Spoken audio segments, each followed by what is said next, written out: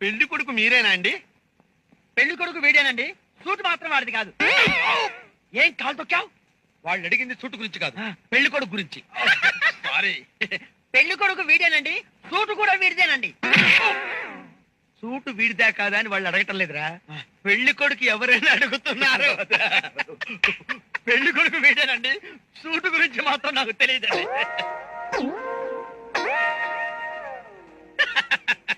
Suit గురించి నీకు తెలుసా? తెలియదని వాళ్ళు అడగటం లేదురా, పెళ్లి కొడుకు గురించి అడుగుతున్నారు. ఇప్పుడు కరెక్ట్ కదా.